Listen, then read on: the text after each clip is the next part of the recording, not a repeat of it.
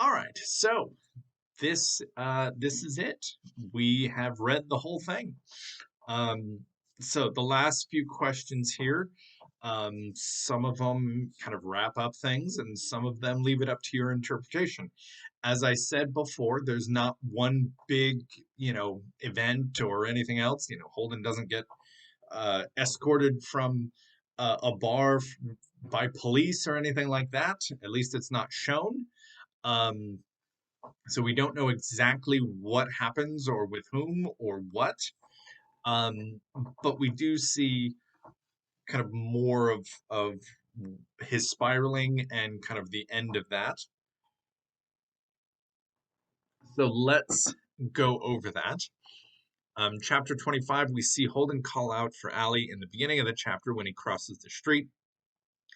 What metaphorically is crossing the street? Later, we also see Phoebe and Holden walking on separate sides of the street. What does this symbolize? So, we know that Holden is kind of making this sort of progress. He's kind of, well, he's inevitably going towards adulthood. And we see him kind of start out really isolated and get maybe possibly a little bit less isolated. Um, so crossing the street in this case is basically crossing into adulthood. Um, and to some degree, even, again, death. To Holden, they are kind of equal almost. Um, Having Allie there with him is Holden's fear of crossing over, and Allie is there to comfort him as he crosses the street. Um, Later, as Phoebe and Holden are walking on separate sides of the street, Phoebe is still a child and in childhood, and Holden is kind of is there. He's in basically adulthood, and so yeah, the it's literally crossing the street is crossing over into adulthood. He finally does it. Um, Again, as I've been saying in a couple of these videos, aging into adulthood is essentially inevitable, um, especially in our society where we have the measure of adulthood is basically just age. There's no like maturity requirements or anything like that. Um, or else I wouldn't, or else I would think Holden had nothing to worry about. But um, yeah, this is where we see Holden is now in adulthood. He is kind of separate. He's crossed over from Phoebe, which who we know is a child, um, and he's on the other side. Another reason why he, um, at least narratively, um, he gives up the red hunting hat to Phoebe. Um, he doesn't necessarily need it as an adult. That's his security blanket for crossing into adulthood. So after you've already crossed into it, don't need it anymore. Um, so Holden has crossed over. He's kind of done what he's been afraid of and what he's been trying to avoid um, the entire book. Which brings us to number two. We see more and more extreme thoughts and actions from Holden, yelling at Allie to save him from disappearing when crossing the street, liking the mummy exhibit, etc. Another kind of uh, foreshadowing of death here. What are Holden's ideas of death, specifically his own death? Think, especially in terms of his age. How does his age connect with Holden's overall theme? So, as I've kind of said this before, um, adulthood and death are kind of equal. Although in the later chapters, it seems Holden would prefer death, as he's fantasized about suicide on more than one occasion. Holden, and even the what he likes was that James Castle's as a person who got into a fight and committed suicide. Um, Holden sees death as better than growing up and losing your innocence. So this the whole crossing the street, crossing over into adulthood, things like that. That, while kind of happens psychologically and emotionally for Holden, um, that's kind of the big event that essentially puts him in the institution. Again, it's not a big flashy thing that we're all kind of used to in most of our books and movies and things like that. Um, then we get this scene, and this is a scene and kind of a symbol that's on even one of the covers of one of the issues of the book. Um, Number 3, what's the importance of Holden watching Phoebe on the carousel? This is the only time in 25 chapters that while watching Phoebe, Holden actually sort of feels happy.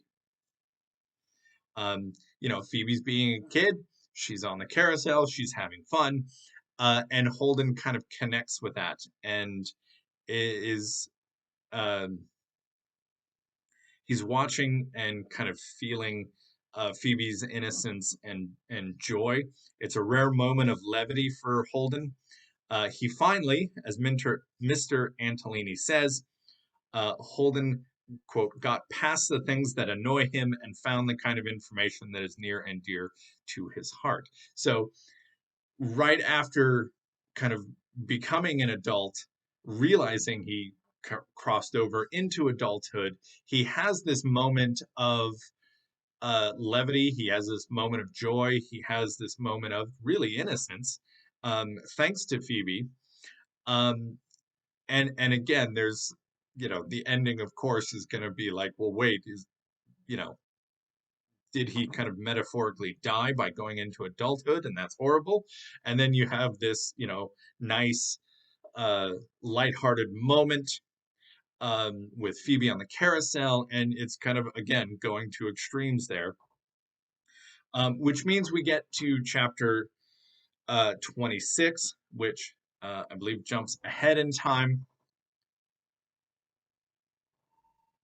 So, considering the last line, what do you think ultimately happens to Holden Caulfield? Does his admission of missing everybody means that he actually made a connection with the people in The Catcher in the Rye? Or do you think Holden is doomed to be lonely and isolated since he creates distance between himself and those he meets, i.e., don't tell anybody anything? Support your answer. Uh, so, on one hand, he says he misses everyone. Don't tell anybody anything, you'll wind up missing uh, everyone. On the other hand, he says, don't, because obviously he's starting to miss people. His teachers and Ackley and Stradlater and Maurice and Sonny and, the Ducks and the cab driver and everybody else. Um, and one of the things in my notes here, this is Holden in one line, which is why it's at the end. Um, the duality and the difficulty Holden has needing to connect with people and the self-sabotaging of those relationships. Um, that isolation and the resulting mental illness is why he ends up in the mental institution. Perhaps because I, like most people, like at least a hopeful ending, if not a happy ending. I think Holden takes very small steps that imply Holden eventually does get better. After all, he's in an institution where he's getting help. Um, while it's not a kind of traditional happy ending, it's at least a hopeful ending. We see him getting better. Um, the last chapter is kind of on an uptick rather than continuing to spiral, and then he's in adulthood, and then just life sucks for him. Um, at least he's getting help. At least he's admitting things like he is connecting with people. Um, so good. Again, it's not, this a book full of important happenings and things like that, but it's a lot of symbols. It's a lot of uh, psychology and mental health and things like that. And so it's not quite as um, you know, obvious. It's not quite as eventful. um, as to what happens or what it means or what the symbols are, things like that. But still, it's it's an important book. Um, and unfortunately, I think the shelter in place and the pandemic and everything certainly made not only mental health but isolation and connections and relationships really at the forefront of um, our lives and our existence, especially day to day, um, and things like that. So, yeah, hopefully you enjoyed the book. Hopefully it wasn't too subtle. Hopefully you got something out of it. Um, Again, it's been in schools for 70 years. So there's got to be something keeping it around, some sort of connection that a lot of people are having to it. Um, but yeah, that's it. Famously or infamously, that is The Catcher in the Rye. And so that's it. Next up, we will be reading some poetry, actually, and we'll kind of get through that a little bit. All right, so I will see you in the poems.